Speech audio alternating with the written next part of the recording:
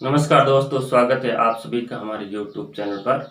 हम पढ़ रहे थे कारक और कारक में हमने कर्ता कारक और कर्म कारक का अध्ययन कर लिया है। आज हम करण कारक के बारे में समझते हैं। तो मित्रों, तीसरा जो कारक हमारे सामने है वो है करण कारक, जिसको आज हम पढ़ेंगे करण कारक। मित्रों, करण कारक यानी करण का मित्रों शाब्दिक अर्थ होता है, शाब्दिक अर्थ होता है साधन, या आप दोस्तों इसको उपकरण कह सकते हैं। यानी वाक्य में जिस साधन या उपकरण या माध्यम से क्रिया का संपादन होता है वह करण कारक होता है। उदाहरण लेते हैं, जैसे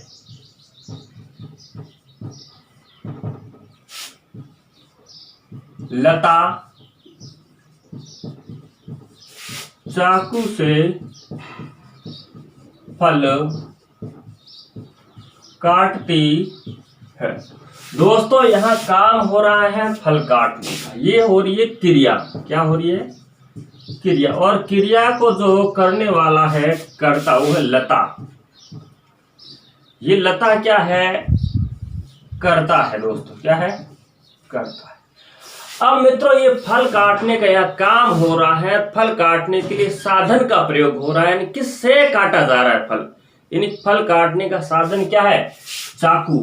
तो ये चाकू के साथ में से विभक्ति जुड़ी है, से प्रश्न जुड़ा है। ये जो चाकू है ये हमारा साधन है, और जहां साधन होता है वहां करण कारक होता है दोस्तों। कौन सा होता है? करण कारक होता है। तो लता चाकू से फल काटती है, यहाँ चाकू से, या ना यहाँ करण कारक होगा। कहाँ होगा दोस्तों? चाकू से। एक दो उदाहरण और देखते हैं दोस्तों। बच्चा खिलौने से खेल रहा है। मित्रों, यहाँ जो बच्चा है वो खेलने का काम कर रहा है, यानी ये हमारी जो क्रिया है, जिस क्रिया को बच्चे द्वारा संपादित किया जाता है, ये संपादन करता कौन है? बच्चा है। ये किस से करता है? साधन क्या है? खेल किससे रहा है? खिलौने से। तो ये हमारा दोस्तों क्या हो जाएगा? करण कारक हो जाएगा दोस्तों। इसके अलावा और भी उदाहरण लेते हैं मित्रों।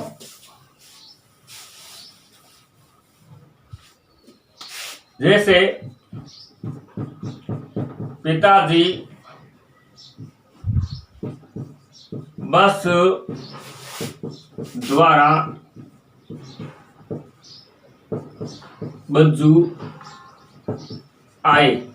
मित्रों, यहाँ पिताजी है वो आने का काम करने वाले हैं, यानी करता है, यानी क्रिया आने का काम है, वो क्रिया है, वो संपादन कौन कर रहे हैं? पिताजी।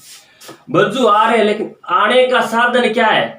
बस द्वारा, यानी बस द्वारा आ रहे हैं। तो ये द्वारा, के द्वारा, है ना, से, ये जो प्रश्न जुड़े होते हैं वहां जो कारक होता है दोस्तों वो कौन सा होता है? करण कारक होता है।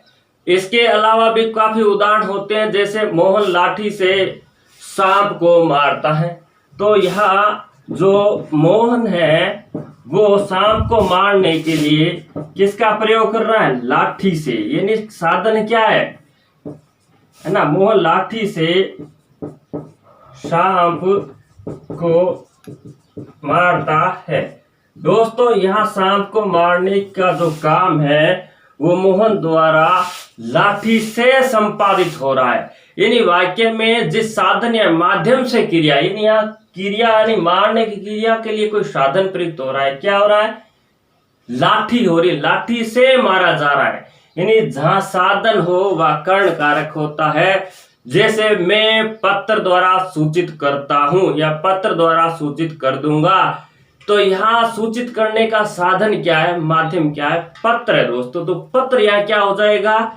कर्ण कारक हो जाएगा दोस्तों। इसके अलावा एक बात और इसके संबंध में अपने को ध्यान ये रखनी है कि कभी कभी जो ये वाक्य होते हैं, इन वाक्यों में कर्ण कारक का जो प्रसर्ग होता है यानी से के द्वारा ये लुप्त होता है, वहां शून्य प्रसर्ग माना जाता है। ऐसे वाक्यों में कर्ण कारक की पहचान करने के लिए हमें क्या करना पड़ेगा, यानी सीधे क्रिया जो होती है उससे साधन व उपकरण के संबंध में प्रश्न करना होगा। जैसे उदाहरण लेते हैं, आज भी देश में लाखों लोग भूख मर रहे हैं, है ना।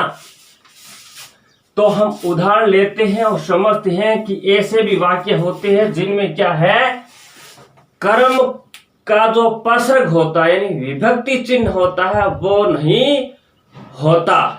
वैसे कुछ उदाहरण लेते हैं, जैसे मैं आपको आंखों देखी, मैं आपको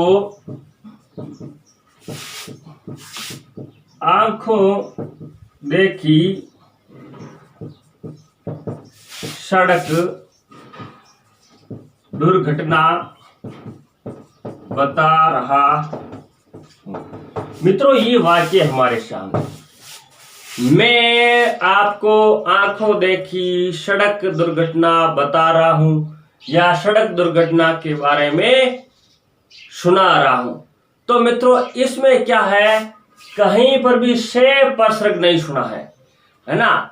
तो यह क्या है कि मैं आपको आंखों देखी जो शब्द है यानी सड़क दुर्घटना है, वो यहां प्रश्न करना किससे, है ना, किससे सुना रहा है ना। सड़क दुर्घटना बता रहा हूं, किससे बता रहा है ना, सुना रहा हूं या बता रहा हूं, कुछ भी हो सकता है।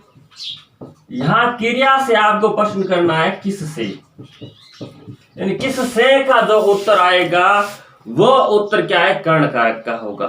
जैसे मैं आंखों देखी सड़क दुर्घटना बता रहा हूं, सुना रहा हूं, तो किससे, आंखों देखी, है ना।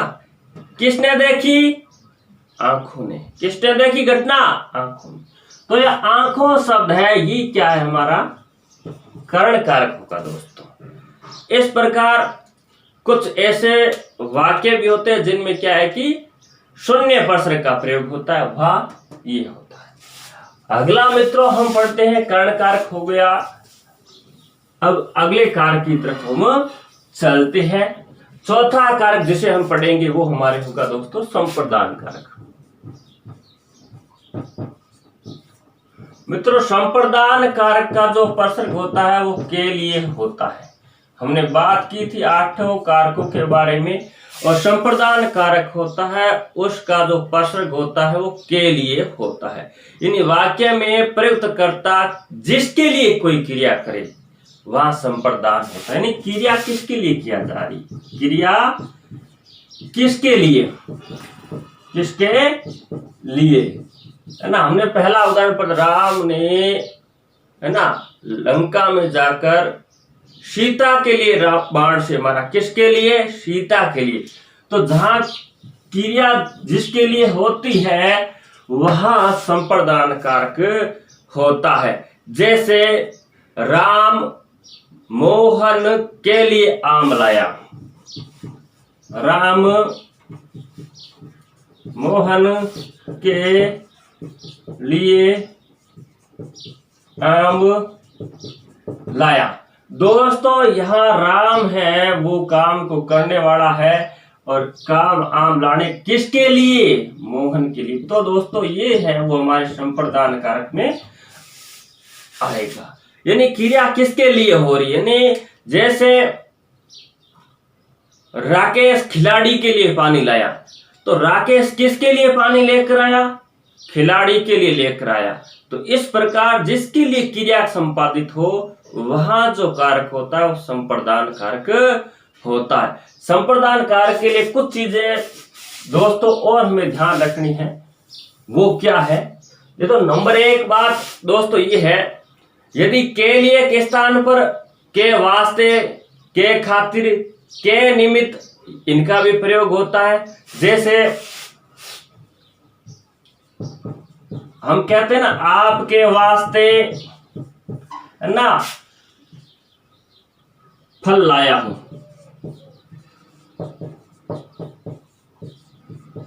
दोस्तों आपके वास्ते, किसके वास्ते, यानी किसके लिए, यानी भाव वही दे रहा है, शब्द अलग है।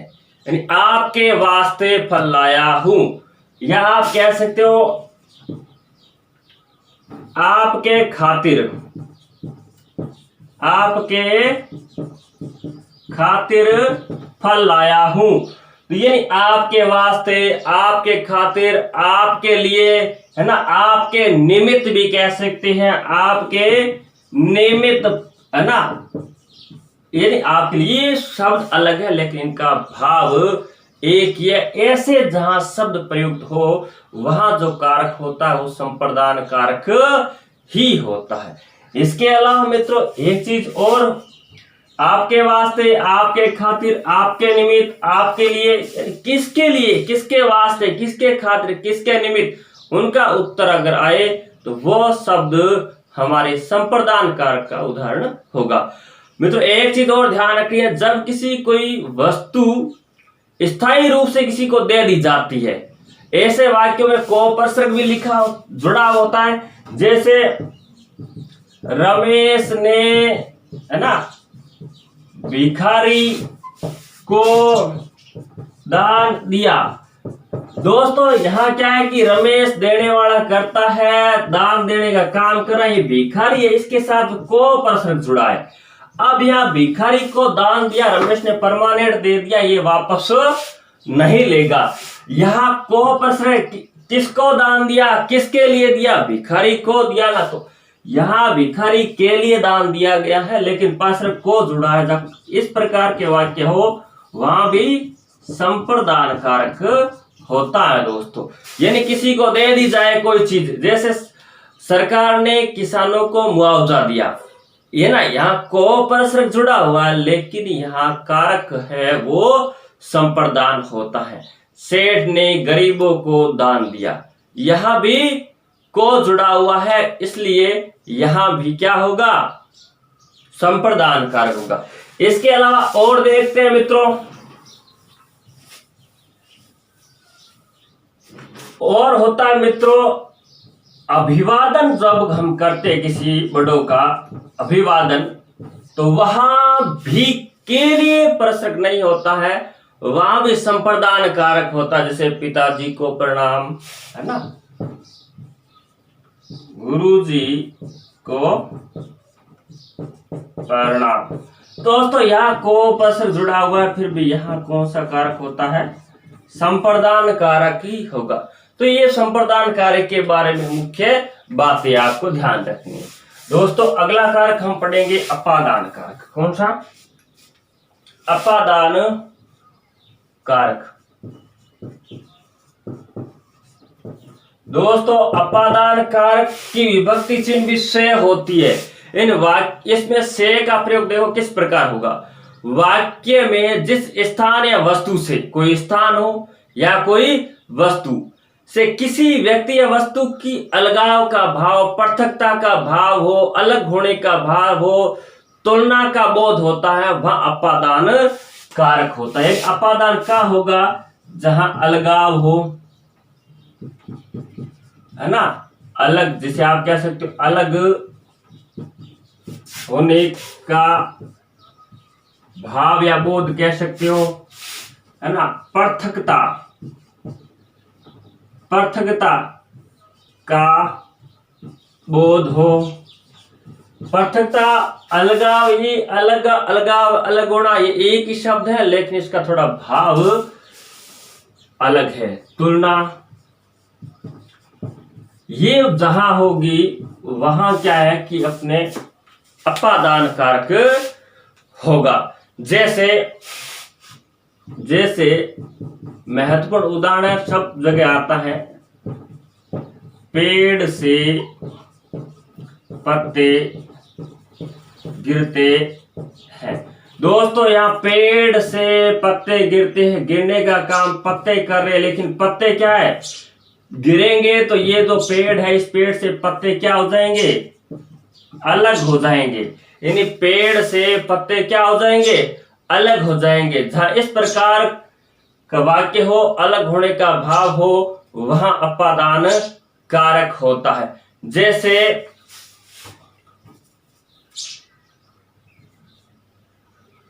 खिलाड़ी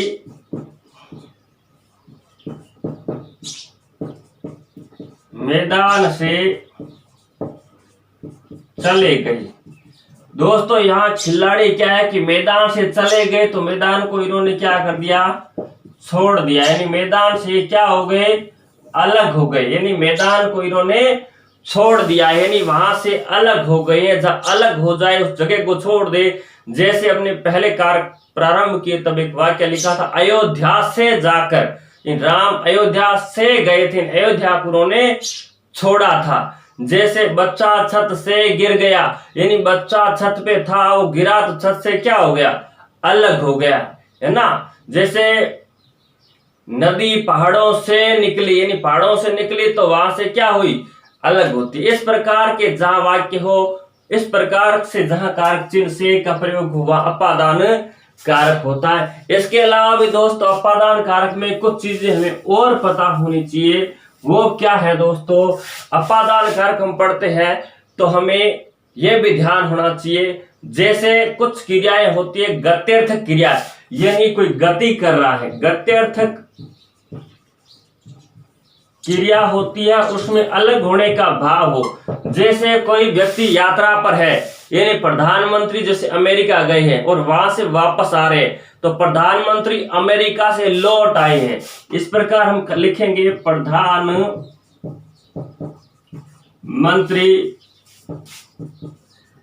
अमेरिका से लौट आए हैं। दोस्तों यहाँ क्या है, गति हो रही है, यानी वहां से अमेरिका से चलकर आए हैं, अमेरिका से अलग हुए तभी भारत पहुंचे हैं। तो इस प्रकार का जहां गत्यर्थक क्रिया वाले शब्द हो वहां भी क्या है कि अपादान कारक होता है। जैसे बाबा जी अभी तक, है ना, हरिद्वार से नहीं लौटे हैं, तो नहीं से यानी यहाँ गति करेंगे, इस प्रकार हो, वहां भी क्या है, अपादान कारक होता है।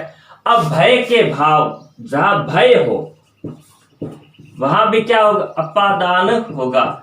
जैसे बहू सास से शर्माती है ना, बहू सास से शर्माती, इसलिए वो पास में नहीं जाएगी, अलग रहेगी ना। या आप कह सकते हो बच्चा शेर से डर गया, तो इसमें भी क्या भाव है, डरने का, यानी बच्चा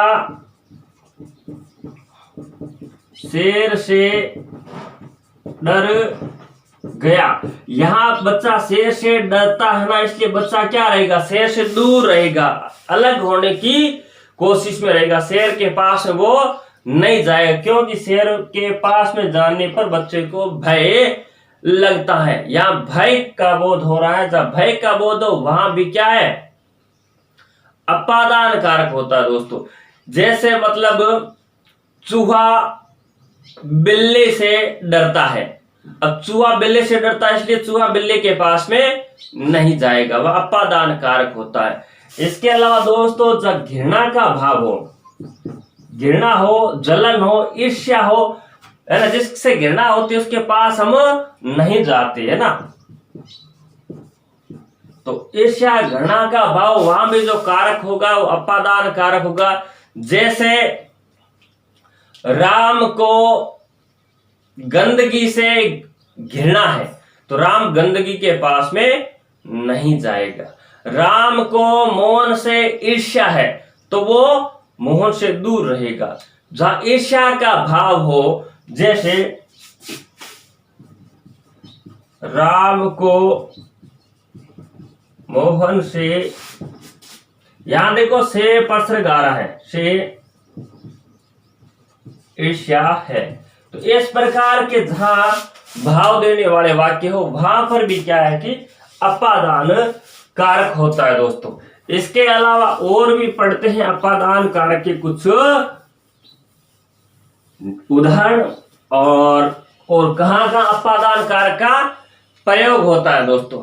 लज्जा के भाव में भी होता है, हमने जो पहले अभी बात की थी उसमें लज्जा का भाव भी होगा। लज्जा का भाव कौन सा, जैसे सास से, है ना, बहू शर्माती है। यहाँ क्या है कि शर्म आ रही है, लज्जा है तो दूर रहेगी ना, है ना। जैसे छात्रा शिक्षिका से, है ना, लज्जाती है, या आप कह सकते हो शर्माती है। तो यहाँ से है, यहाँ सास से है, शिक्षिका से है, लज्जा का भाव हो, शर्माने का भाव दोस्तों, वहां पर भी क्या है, अपादान कारक ही होगा। अब बात करते तुलना वाले में अपादान कैसे होता है दोस्तों। जब तुलना होती है वहां भी अपादान कारक होता है। कैसे होता है, चीन भारत से बड़ा है ना, जापान भारत से छोटा है, तो यहां तुलना हो रही है दो देशों की। जहां तुलना हो, है ना, जैसे मोहन सोहन से बुद्धिमान है। यहां देखो मोहन की और सोहन की तुलना हो रही है, मोहन सोहन से बुद्धिमान है। तो यहां भी दोस्तों अपादान कारक होगा। क्या होगा, अपादान कारक। क्यों होगा, क्योंकि ये उनसे अलग पृथकता दिखा रहे हैं कि उससे वो बुद्धिमान ज्यादा है। इसके अलावा भी दोस्तों अपादान कारक के देखते हैं कुछ बातें और। जहां पर मित्रों कार्य आरंभ हो वहां भी अपादान कारक होता है। जैसे जून में परीक्षाएं आरंभ होगी दोस्तों, या जून में या जून से परीक्षाएं आरंभ होगी। दोस्तों यहाँ जून है, यहाँ जून से यानी आरंभ होने, कार्य आरंभ होगा, तो यहां भी क्या होगा, अपादान होगा। जैसे IPL सितंबर 2020 से प्रारंभ हो रहे हैं। यहाँ सितंबर 2020 है, ये भी कार्य आरंभ होने का समय बता रहा है, तो यहाँ भी अपादान कारक हो जाएगा। इसके अलावा मित्रों एक चीज और ध्यान रखनी है, जिनसे शिक्षा ग्रहण की जाए, जिनसे शिक्षा ग्रहण की जाए, क्या की जाए, शिक्षा ग्रहण की जाए, वहां भी अपादान कारक होता है। जैसे एक सुप्रसिद्ध वाक्य है, छात्र शिक्षक से पढ़ रहा है, छात्र